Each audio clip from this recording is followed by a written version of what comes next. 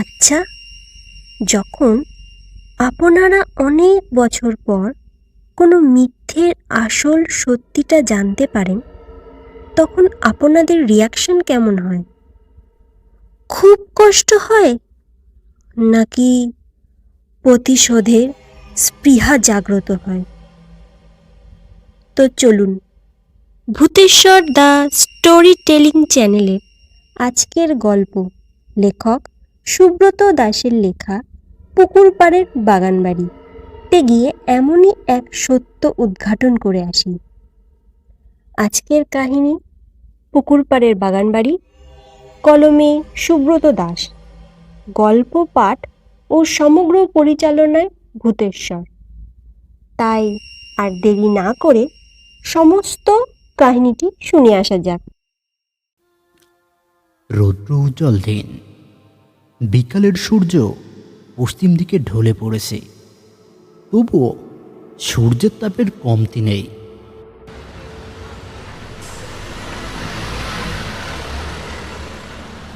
বাস থেকে নেমে রাস্তার পাশে দাঁড়ায় সতীর্থ।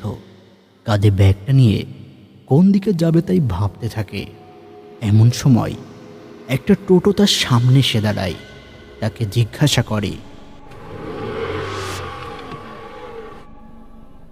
স্যার, কোথায় যাবেন? সতীর্থ চুপ করে দাঁড়িয়ে থাকে। কোন দিকে যাবে তাই ভাবতে থাকে।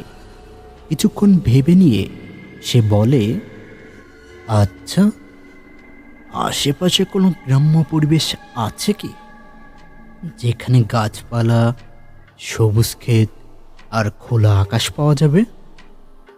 টোটো চালক একটু ভাবতে থাকে।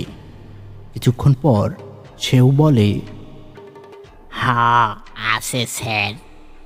এখান থেকে 15 কিলোমিটার দক্ষিণে গেলে বিরলগাছি নামের একটা গ্রাম আছে। সেখানকার পরিবেশটা খুব ভালো। গ্রাম, মাঠঘাট, নদ নদী সব কিছুই আছে। আপনি চাইলে আমি আপনাকে সেই গ্রামে পৌঁছে দিতে পারি। কথাটা শুনে সতীর্থের মুখে হাসি ফোটে। হাসতে হাসতে বলে, আরে ব্যাস, তাহলে তো কোনো কথাই নেই, চলো তাহলে যাওয়াই যাক। কথাটা বলে সতীর্থ টোটোতে উঠে বসে, আর টোটো চালকও দক্ষিণ দিকের পাকা রাস্তাটা ধরে এগিয়ে যেতে লাগলো। সতীর্থ মজুমদার কলকাতার এক নামজাদা কলেজের বাংলা বিভাগের প্রফেসর, পাশাপাশি লেখকও বটে। তার এই 27 বছর জীবনে বেশ কিছু গল্প, উপন্যাস ও কবিতার বই প্রকাশ করেছে। আর তাই তার মনের খোরাক মেটাতে, লেখায় যান ফিরিয়ে আনতে তার গ্রাম্য পরিবেশে আসা। তবে সতীর্থের সাথে তার বাবা মায়ের খুব একটা ভালো সম্পর্ক নেই। ছোটবেলা থেকেই তার মা তাকে কোনো কারণে সহ্য করতে পারে না, যেন সে তার পেটের ছেলে না, অন্য কেউ পর। তবে সে তার মাকে খুব ভালোবাসে। এদিকে তার বাবাও ছোট থেকে তার দিকে খুব একটা খেয়াল করেনি। তাই সবাইকে ভালোবাসা সত্ত্বেও অনেক আগে থেকেই সে একা থাকতে শুরু করে। আর তাই বাধাহীনভাবে একার মতোই ঘুরে বেড়ায়। এবার সে রাইটিং ব্লক কাটানোর জন্যই বের হয়েছে। বর্ধমানের দিকে এর আগে কখনো আসেনি, তাই এবার এদিকটা এসেছে। কোন দিকে যাবে সেটাও তার জানা নেই। শেষে টোটো চালক তার পথ প্রদর্শক হয়ে তার চলার পথ অনেকটা সহজ করে দিয়েছে।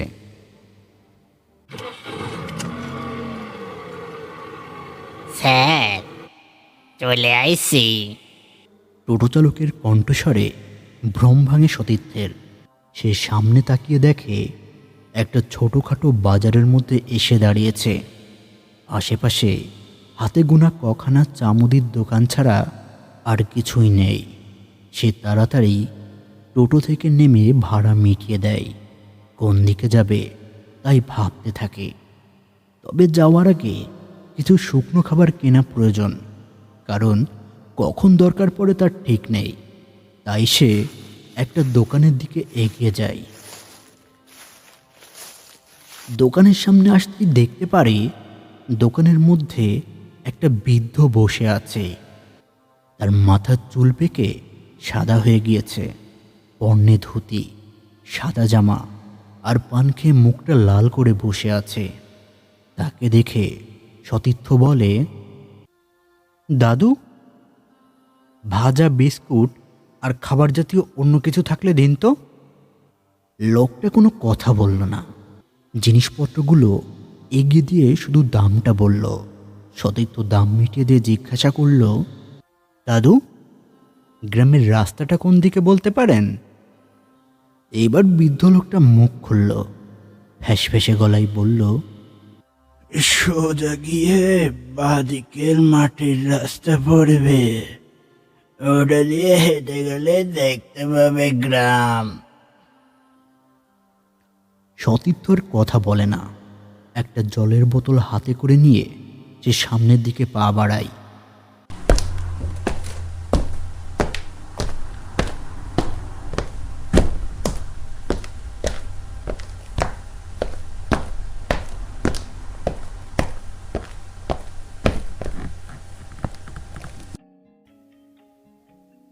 কিছুটা সামনে আসতেই সত্যি দেখতে পারে বাদিকে একটা মেঠো পথ, তারপর একটা বিশাল মাঠ, দুধারে সবুজ ধান ক্ষেত। সূর্য পশ্চিম আকাশে ঢলে পড়েছে। দিনের আলো হয়তো আর বেশি সময় নেই। এর মধ্যেই তাকে গ্রামের মধ্যে গিয়ে থাকার ব্যবস্থা করতে হবে। তাই সে আর সময় নষ্ট না করে গ্রামের মেঠো পথ ধরে গ্রামের দিকে এগিয়ে যাচ্ছে। প্রায় 10 মিনিট হাঁটার পর সতীর্থ সামনের গ্রামটাকে দেখতে পারে। টিনের বাড়ি, খড়ের বাড়ি সহ কয়েকটা ইটের দালান বাড়িও গ্রামের মধ্যে দেখতে পাওয়া যাচ্ছে।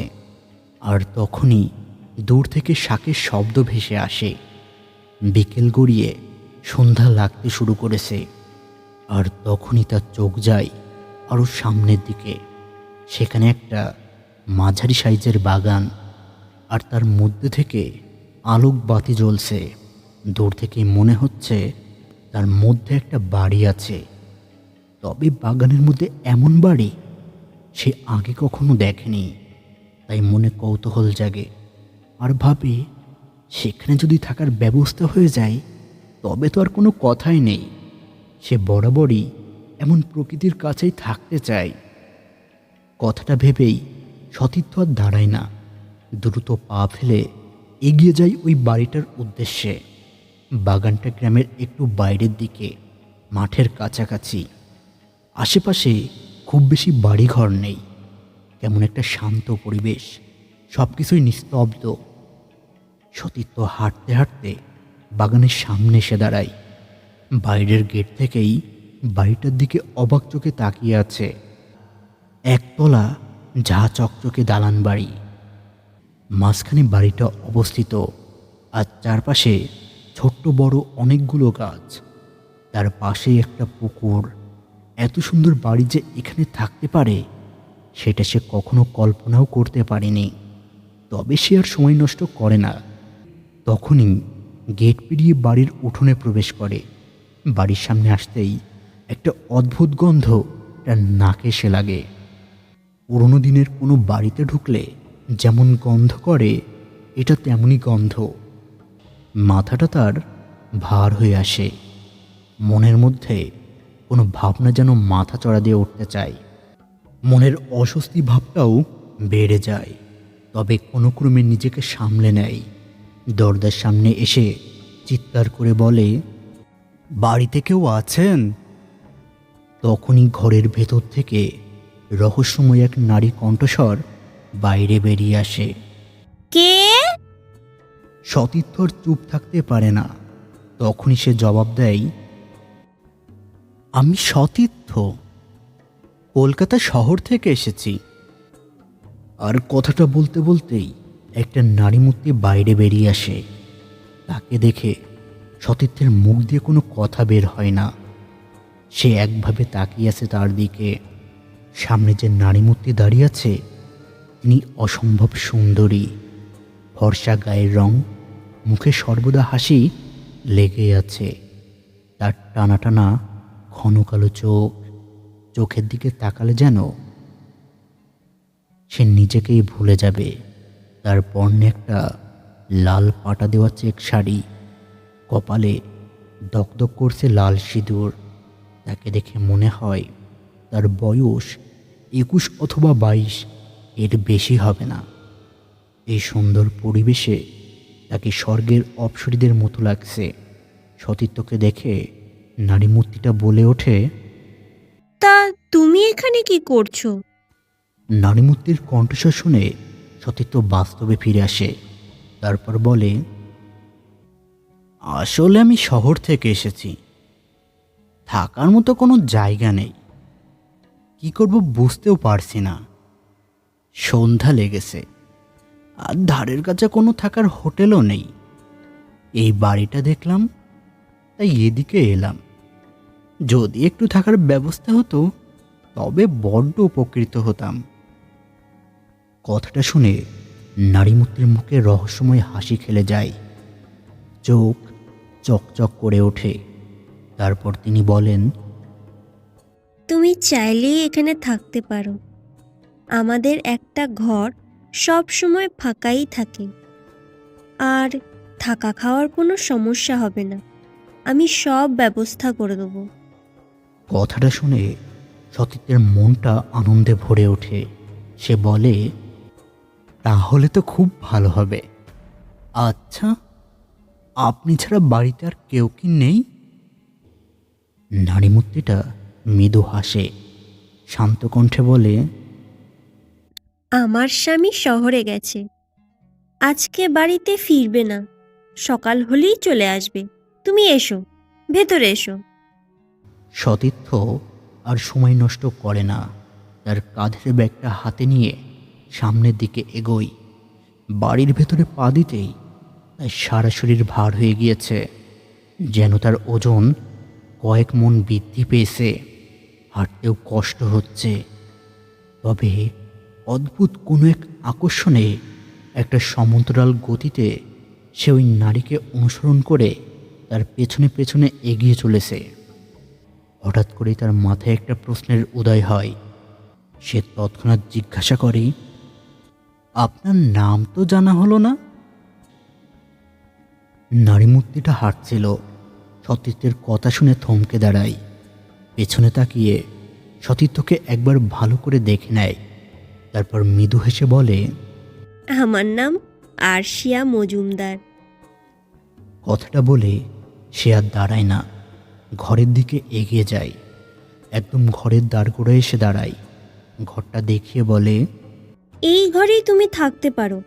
আশা করি পছন্দ হবে। আর হ্যাঁ, কোনো অসুবিধা হলে অবশ্যই কিন্তু আমাকে জানাবে। সতীর্থ মৃদু হেসে জবাব দেয়, আচ্ছা ঠিক আছে, এখানে থাকতে দেওয়ার জন্য অনেক অনেক ধন্যবাদ।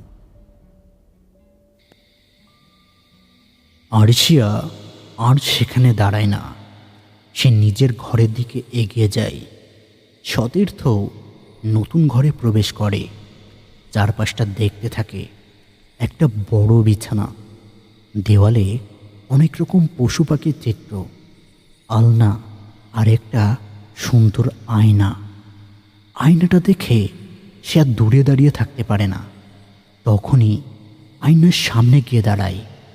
অদ্ভুত কারুকার্য করা তার গায়ে।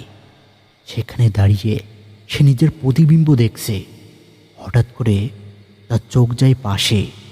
সেখানে দুটো জানালা, তবে তা বন্ধ করা। আয়নার সামনে দাঁড়িয়ে থাকতে থাকতে তার মাথার মধ্যে অদ্ভুত ভাবনার উদয় হয়। আর সে আর যতটা সুন্দরী তার থেকে বেশি রহস্যময়ী। একা একটা মেয়ে মানুষ এই জঙ্গলের মতো বাড়িতে একা থাকে, ভাবতেই তার গায়ের লোম দাঁড়িয়ে যায়। তবে যাই হোক, অন্যকে অসম্মান করার মতো শিক্ষা সে কখনো পায়নি। নারীকে সবসময় দেবী বলেই মনে করে। এইসব ভাবনা ভাবতে ভাবতেই সে তার প্রয়োজনীয় জিনিসপত্র বের করে নিজের মতো করে গুছিয়ে নিতে থাকে। সন্ধ্যা পার হয়ে চারপাশে অন্ধকার গাঢ় হয়েছে। সতীর্থ নিজের ঘরেই বসে আছে। এই শান্ত পরিবেশে তার মনটা নতুন আমেজে ভরে উঠেছে। চারপাশ থেকে ঝিঝি পোকার ডাক শুনতেও তার বড্ড ভালো লাগছে। সে বিছানার উপরে বসে তারই একটা গল্পের প্রুফ সংশোধন করছিল। তার মনোযোগ সবটাই লেখার দিকে। তবে হঠাৎ করেই তার মনে হয় তার পেছনে সে কেউ দাঁড়িয়েছে। তার গাঢ় নিঃশ্বাসের শব্দ সে স্পষ্ট শুনতে পারছে। এই বাড়িতে ঢোকাই যে গন্ধটা তার নাকে এসেছিল, সেই পচা দুর্গন্ধটা তার নাকে এসে লাগছে। সে কোনোভাবেই তার নিজের কাজে মন বসাতে পারছে না। পেছনে কে দাঁড়িয়ে আছে দেখার জন্য পেছনে ফিরে তাকাই, কিন্তু কেউ নেই। দরজার দিকে তাকাই, সেটাও বন্ধ করা। যদি এখানে কেউ নাই আসবে, তবে সে স্পষ্ট শ্বাস নেওয়ার শব্দ পেল কি করে? সে কোনো কিছুই বুঝতে পারছে না। মনটা অস্থির হয়ে উঠছে। তাই সে সিগারেট বের করে সিগারেট ধরাতে যাবে, আর তখনই দরজা খুলে ভেতরে প্রবেশ করে আরশিয়া। সামনে এসে সে বলে, না, একদম সিগারেট খাবে না। এই সব খাওয়া একদমই ঠিক না, শরীর খারাপ হবে। তুমি বরং আমার হাতে চা খাও, ভালো লাগবে। কথাটা শুনে সতীর্থ আর সিগারেট ধরায় না। একটু অবাক হয়ে আরশিয়ার মুখের দিকে তাকায়। তার মুখে সেই রহস্যমাখা হাসি এখনো লেগে আছে, আর হাসির মধ্যে যেন লুকিয়ে আছে কোনো গোপন রহস্য। তবে সতীর্থ নিজেকে সামলে নেয়। চায়ের কাপটা হাতে নিয়ে বলে, সিগারেট না খেলে মনটা ভালো থাকে না, মন খোলসা হয় না, মনের অস্থির ভাবটাও দূর হয় না। আরশিয়া মৃদু হেসে বলে, সিগারেট খাওয়া একদম ভালো কাজ না। এটা খেলে শুধু তুমি একা অসুস্থ হবে না, আশেপাশে যারা আছে তারাও অসুস্থ হবে। কথাটা শেষ করতেই পাশের ঘর থেকে একটা বাচ্চার কান্নার শব্দ ভেসে আসে। শব্দটা শুনে সতীর্থ অবাক হয়ে যায়। ভয়ে বুকটা কেঁপে ওঠে। কে কাঁদছে তাই ভাবতে থাকে। এদিকে কান্নার শব্দে আরশিয়াও বিচলিত হয়ে যায়। তার মুখে চিন্তার ভাঁজ পড়ে। তখনই হন্তদন্ত হয়ে বলে, আমি আসছি, আমার ছেলে উঠে পড়েছে। কথাটা বলে সে আর এক মুহূর্ত অপেক্ষা করে না। তখনই দৌড়ে তার ক্রন্দনরত সন্তানের কাছে ছুটে যায়। সতীর্থ একটু হতভম্ব হয়ে বসে থাকে। এই বাড়িতে যে আরশিয়া ছাড়াও আরও কেউ আছে এতক্ষণ সে বুঝতেই পারেনি। হয়তো বাচ্চাটা ঘুমিয়েছিল, তাই সে বুঝতে পারেনি। সে তার ভাবনা চিন্তা বাদ দিয়ে চায়ে চুমুক দিতে থাকে, আর প্রুফ সংশোধন বাদ দিয়ে তার ব্যাগের মধ্যে থেকে ডায়েরিটা বের করে দিনলিপি লিখতে শুরু করে। কতটা সময় অতিবাহিত হয়েছে সেটা সতীর্থের খেয়াল নেই। কলম তার খাতার উপরে ট্রেনের গতিতে চলছে। এক মনে সে লিখে যাচ্ছে। হঠাৎ করে তার মনে হয় জানালার ওপাশ থেকে একটা মৃদু হাসির শব্দ ভেসে আসছে। সে তখনই লেখা বন্ধ করে সামনে তাকায়, কিন্তু সেখানে কিছুই নেই। জানালাও বন্ধ।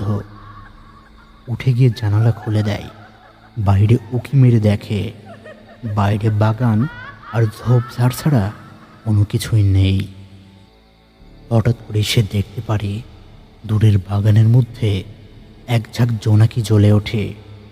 সবাই সমান্তরাল একটা ব্যবধানে চলছে। সে বিহ্বলভাবে দেখতে থাকে। আবার তখনই তার কানে সেই অদ্ভুত নারী কণ্ঠের হাসির শব্দ ভেসে আসে। শব্দটা শুনতেই সে আরও সজাগ হয়ে ওঠে। ভালো করে খুঁজতে থাকে আশেপাশে কোথাও কেউ আছে কি না। না, কোথাও কেউ নেই। অদ্ভুত একটা দমবন্ধ পরিবেশে তার যেন অস্বস্তি লাগছে, আর সে বাইরের দিকে তাকিয়ে থাকতে পারে না। আর তখনই ঘরের মধ্যে থেকে সেই হাসির শব্দটা শোনা যায়। সে তখনই ভেতরে তাকায়, কিন্তু সে ছাড়া ঘরের মধ্যে আর কেউ নেই। তার মনে হতে থাকে এইসব আরশিয়া করছে না তো? না না, সে কেন করবে? সে তো নিজের বাচ্চা সামলাতে ব্যস্ত। কথাটা ভাবতে ভাবতে সতীর্থ আয়নার সামনে গিয়ে দাঁড়ায়। আর আয়নার সামনে দাঁড়াতে তার বুকটা কেঁপে ওঠে। আয়নার প্রতিবিম্বে যেখানে তার ছবি ভেসে ওঠার কথা, সেখানে তার প্রতিবিম্ব নেই। তার পরিবর্তে সেখানে ফুটে আছে অন্য এক নারীর বীভৎস মুখ।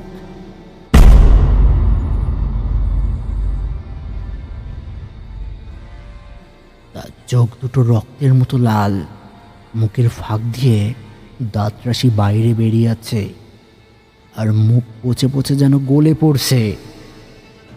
আর ওই বীভৎস প্রতিবিম্বের মুখে ফুটে আছে উচ্ছেদ হাসি। সে যেন সতীর্থকে দেখেই হাসছে। এটা দেখে সতীর্থ সহ্য করতে পারে না, বুকের ভেতরে মোচড় দিয়ে ওঠে। এখনই যেন ভয়ে তার হার্ট ফেল হবে। তবে দাঁতের দাঁত চেপে সে জিজ্ঞাসা করে, কে কে কে তুমি? কি চাই তোমার? কোনো জবাব দেয় না সেই বীভৎস মূর্তি। তার পরিবর্তে সে হাসছে, ভয়ঙ্কর ভাবে হাসছে। তার হাসির শব্দে সারা ঘর যেন কেঁপে উঠছে। সতীর্থের কানে তালা লেগে যেতে থাকে। তখনই সতীর্থ নিজের কানে দুহাত দিয়ে চেপে ধরে চিৎকার করে বলে ওঠে, বন্ধ করো, বন্ধ করো এই হাসি, বলছি বন্ধ করো। কথাটা বলতেই ঘরের দরজায় টোকা পড়ার শব্দ আসে। তার সাথে আরশিয়ার কণ্ঠস্বর ভেসে আসে, সতীর্থ বাবু, কি হয়েছে? তুমি চিৎকার করছো কেন? কথাটা কানে যেতেই সতীর্থ আয়নার সামনে তাকায়। না, সেখানে আর কেউ নেই। এবার তার নিজের প্রতিবিম্ব আয়নায় ভেসে উঠেছে। অনুক্রমে সে নিজেকে সামলে নেয়, কাপা কাপা গলায় জবাব দেয়, না না না, কিছু না কিছু না, এমনি এমনি এমনি চিৎকার করলাম। দরজার ওপাশ থেকে আরশিয়ার কণ্ঠস্বর আবার ভেসে আসে, ঠিক আছে, আমার রান্না হয়ে গেছে, এসো রাতের খাবার খেয়ে নাও। সতীর্থ কোনো বিরোধিতা করে না, মৃদু কণ্ঠে জবাব দেয়, হ্যাঁ হ্যাঁ আসছি। আর কেউ কোনো কথা বলে না। কিছুক্ষণ পর দুজনই খাবার টেবিলে হাজির হয়। আরশিয়া নতুন অতিথির জন্য মুরগির মাংস রান্না করেছে, তাই জন্য সে এতক্ষণ রান্নাঘরে ছিল। খাবার টেবিলে এলে তারা দুজনে খেতে বসে। খেতে খেতে সতীর্থ জিজ্ঞাসা করে, আচ্ছা, আপনাদের এই বাড়িতে কি কোনো ভৌতিক উপদ্রব আছে? কথাটা শুনে আরশিয়া একটু অবাক হয়ে জবাব দেয়, না তো, কেন, কি হয়েছে? সতীর্থ সবটা খুলে বলতে চাইলেও বলতে পারে না। পাছে একটা মেয়ে মানুষ এই বাড়িতে থাকতে ভয় পাবে। তাই প্রসঙ্গ বদলাতে জবাব দেয়, না না, তেমন কিছু না, এমনি জিজ্ঞাসা করছিলাম। আচ্ছা, আপনার ছেলের নাম কি? তাকে তো একবারও দেখালেন না। কথাটা শুনে আরশিয়ার মুখে হাসি ফোটে। শান্ত গলায় বলে, ওর নাম সতীর্থ, এখন ঘুমোচ্ছে ও, তাই দেখাতে পারলাম না তোমায়। আসলে ও খুব ঘুম কাতুরে, ঘুমোতেই যেন সব থেকে বেশি ভালোবাসে। নামটা শুনে সতীর্থ একটু অবাক হয়ে যায়। তখনই সে বলে ওঠে, কি বলেন? আমার নামও তো সতীর্থ। কি মিল আমাদের। তবে মা বলতো ছোটবেলায় নাকি আমিও খুব ঘুম কাতুরে ছিলাম, খেতাম আর ঘুমাতাম। কথাটা শুনে আরশিয়া মৃদু হেসে বলে, তাহলে তুমি ছোটবেলায় ভালো ছেলে ছিলে, মাকে কখনো কষ্ট দাওনি। আসলে বাচ্চা কাঁদলে মায়ের মনে খুব কষ্ট হয়। কথার জবাবে সতীর্থ কি বলবে বুঝতে পারে না, চুপ করে খেতে থাকে। তার মায়ের কথা মনে পড়ে যায়। ও বাড়ি থেকে বের হওয়ার পর অনেকদিন মায়ের সাথে দেখা করেনি। আজ হঠাৎ মায়ের কথা মনে পড়তেই মনটা উদাস হয়ে যায়।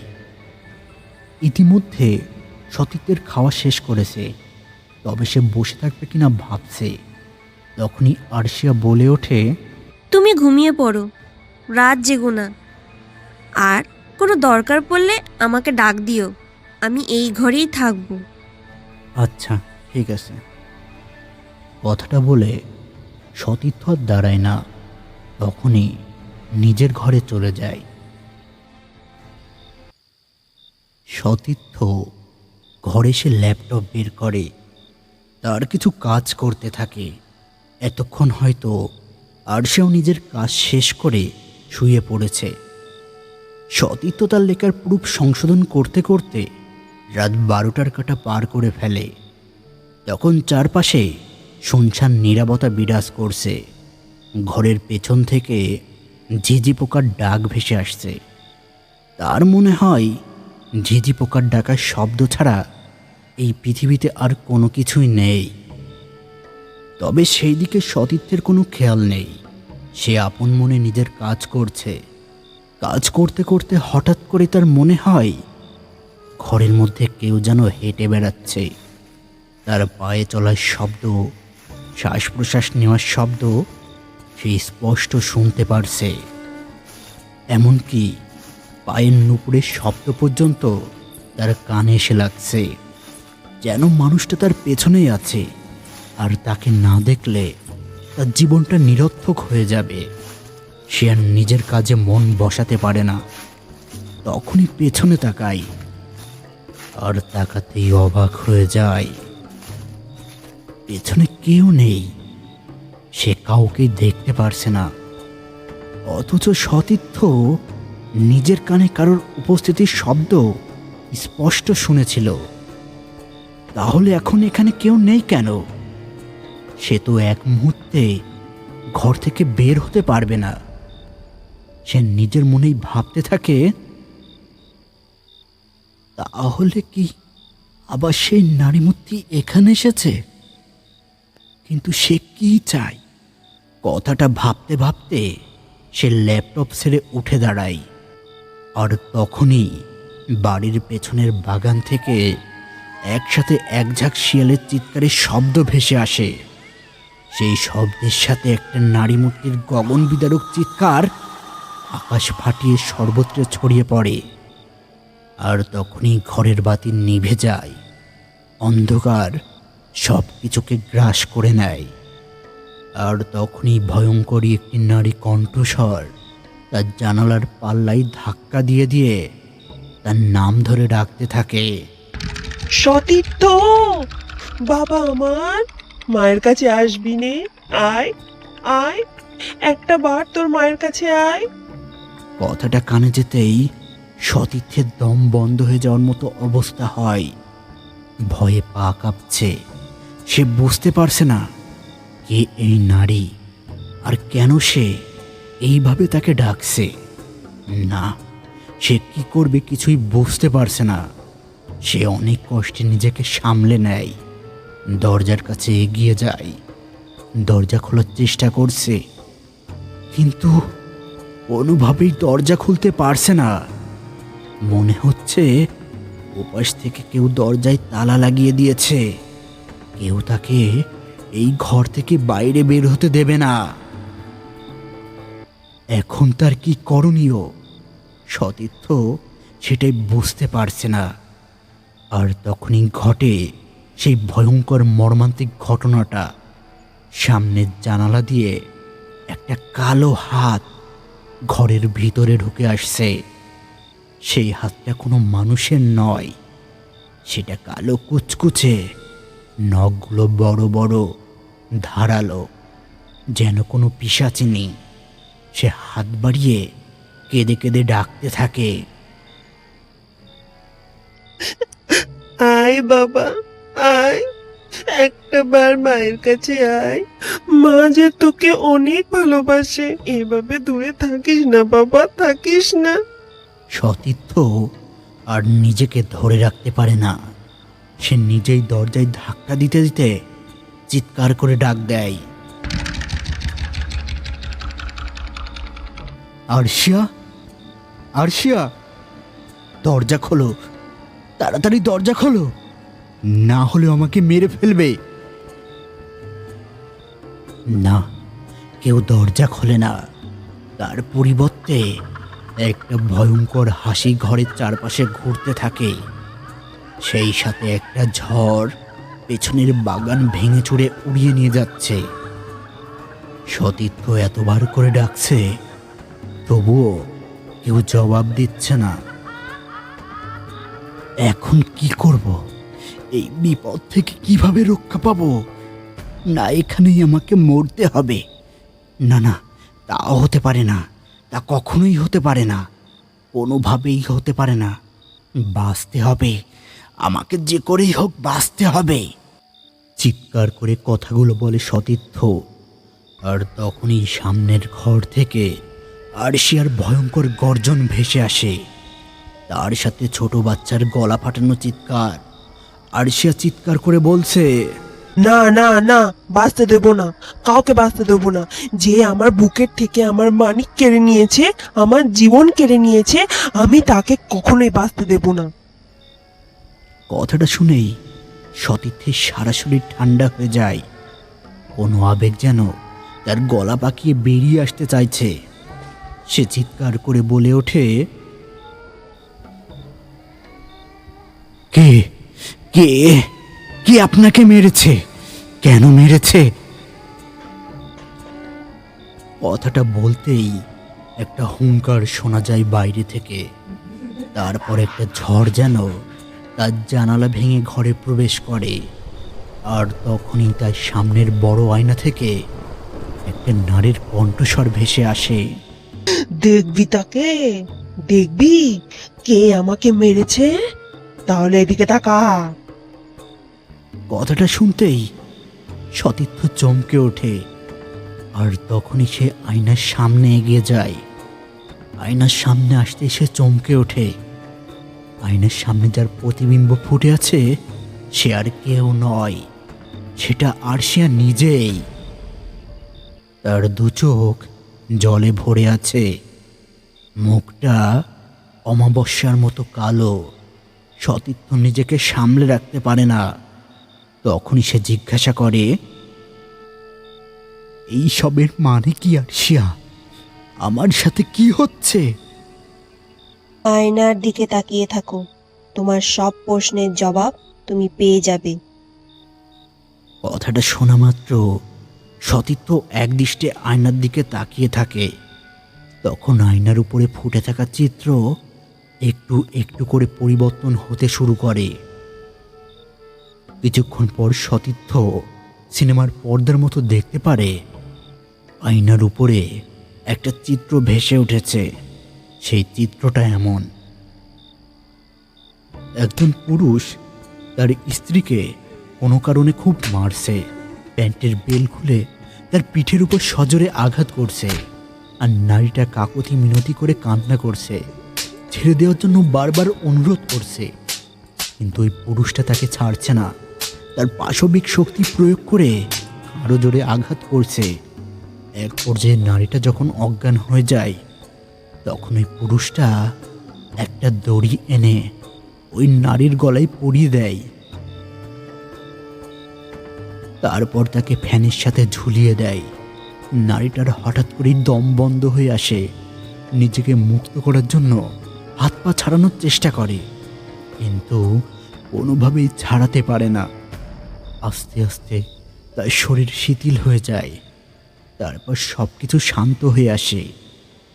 তখন ওই পুরুষটা বিছানা থেকে একটা বাচ্চা তুলে নেয়।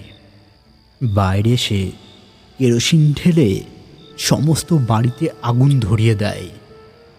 আর সে বাইরে দাঁড়িয়ে আগুনে পুড়ে যাওয়া সমস্ত বাড়িটা দেখতে থাকে আর সজোরে শব্দ করে হাসতে থাকে।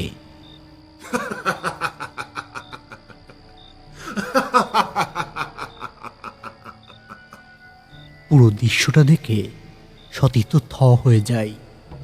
ওই দৃশ্যে যে নারী ছিল, নারীটা অন্য আর কেউ নয়, আরশিয়া স্বয়ং।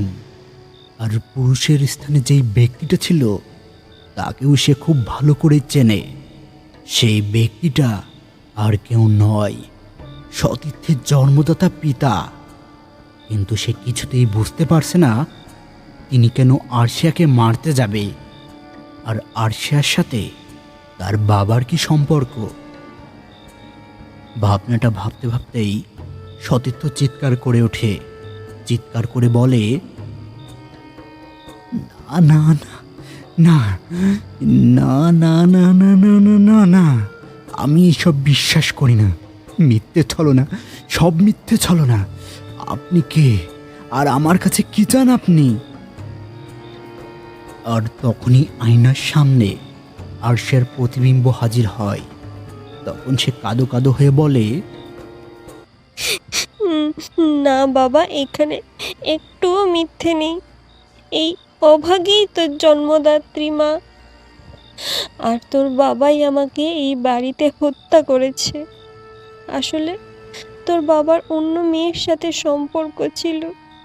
আমি যখন সেটা জেনে যাই তখন সে আমার ওপর অত্যাচার শুরু করে, লাঞ্ছনা করে। আমি মুখ বুজে সহ্য করেছি, আর সর্বশেষে আমার কি পরিণত হয় সেটা তো নিজের চোখে দেখতে পারলি বাবা। কিন্তু কোনো কিন্তু নেই বাবা, আমি তোর জন্মদাত্রী মা। আজ এতকাল অপেক্ষা করেছি শুধুমাত্র তোকে একটি বার দেখার জন্য। তুই যে আমার বুকের ধন, আমার মানিক। কথাটা শুনে সতীর্থ নিজেকে ধরে রাখতে পারে না, চিৎকার করে কাঁদতে থাকে। কাঁদতে কাঁদতে বলে, আমাকে ক্ষমা করো মা, ক্ষমা করো। আমি যে তোমারই সন্তান তা আমি কোনোদিনও জানতে পারিনি, কেউ বলেওনি। হে ভগবান, তুমি কোন জন্মের শাস্তি দিচ্ছ আমাদের? আরশিয়ার দু চোখ জলে ভরে আছে। সে কাঁদতে কাঁদতে বলে, কাঁদিস না বাবা, কাঁদিস না। আমি জানতাম তুই আসবি, একদিন আমার কাছে ফিরে আসবি। মায়ের ভালোবাসায় তার সন্তানকে কাছে টেনে আনবেই। কথাটা বলতে বলতে আরশিয়া আয়নার মধ্যে থেকে বাইরে বেরিয়ে আসে। সতীর্থ নিজেকে ধরে রাখতে পারে না, চিৎকার করে কাঁদতে থাকে। কাঁদতে কাঁদতে বলে, আমি এতদিন কিছুই জানতে পারিনি মা, কিছুই জানতে পারিনি।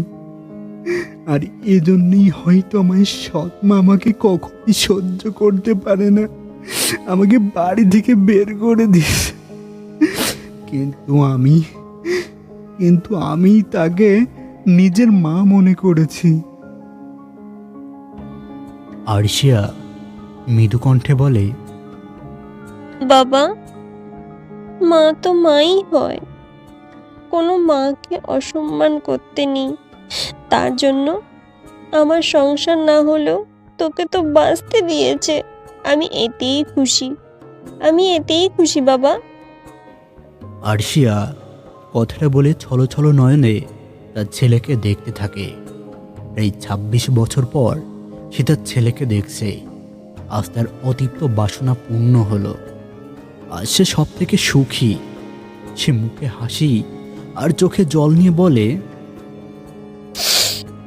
আজ আমার মুক্তি হয়েছে বাবা। তোকে নয়ন ভরে দেখেছি, আর এতদিনের চাপা পড়ে থাকা সত্যিটা বলতে পেরেছি। তবে আমাকে ক্ষমা করে দিস, আমি তোকে লালন পালন করতে পারিনি। না না মা, এমন বলো না। তুমি আমাকে এই পৃথিবীতে এনেছ, এটাই আমার সৌভাগ্য। তুমি এখন থেকে সব সময় আমার সাথেই থাকবে, আমিও তোমার সাথেই থাকবো মা। কথাটা শুনে আরশিয়ার চোখ জলে ভিজে যায়। কোনো রকমে সে বলে, না, তার হয় না, আমাকে যে যেতেই হবে বাবা। তবে আমি দূর থেকেই দেখব তুই ভালো থাকিস, নিজের যত্ন নিস, আর তোর বাবার উপরে কখনো রাগ করিস না, আর তাকে এই অপরাধের শাস্তিও দিস না, ক্ষমা করে দিস। বিদায় বাবা, আসি। কথাটা শোনা মাত্র সতীর্থের সারা শরীর কেঁপে ওঠে। সে চিৎকার করে বলে ওঠে, না মা না, আমি তোমাকে ছেড়ে কিভাবে থাকবো? এতদিন পর তো আমাকে পেয়েছি, দয়া করে আমাকে ছেড়ে যেও না, যেও না আমাকে ছেড়ে।